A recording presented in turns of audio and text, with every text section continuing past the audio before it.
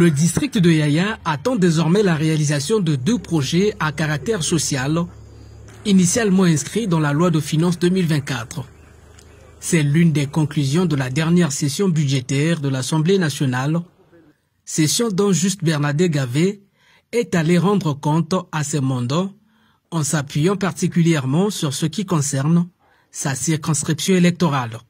Pour ce qui concerne Yaya, on avait 2 projets inscrits. Un concerne l'électrification, une ligne pour l'électrification rurale pour le compte du district de Yaya.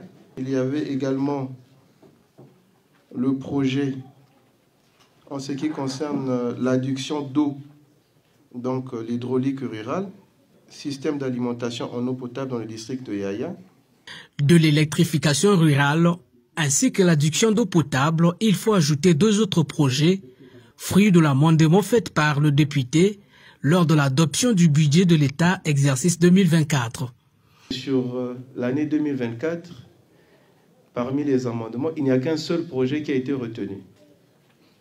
C'est celui de la réhabilitation et de l'équipement du CSI de Ngonaka. Le projet a réalisé en 2024, les habitants du district de Yaya accueillent avec un grand intérêt cette nouvelle, attendant sa concrétisation. C'est des bons projets, La population en est ravie. Ça se fait comprendre qu'il est allé pour défendre les intérêts de la population de Yaya.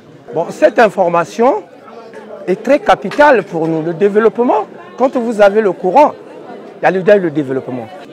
Le CSI de Ngonaka, mais ce sont les efforts du député. Le rôle du député, c'est quoi? C'est pas venir nous distribuer de l'argent. Le rôle du député, c'est faire un combat. C'est pourquoi un bon élève, je l'ai qualifié d'un bon élève, parce qu'il a eu à mener nos doléances auprès du gouvernement. Et le CSI de Ngonaka, il a arraché le crédit. On ne peut que le féliciter. Quant au projet de construction du pont sur la Louessé, sans doute le plus attendu du district depuis des décennies, les populations devraient s'armer encore de plus de patience, a signifié le député du PCT.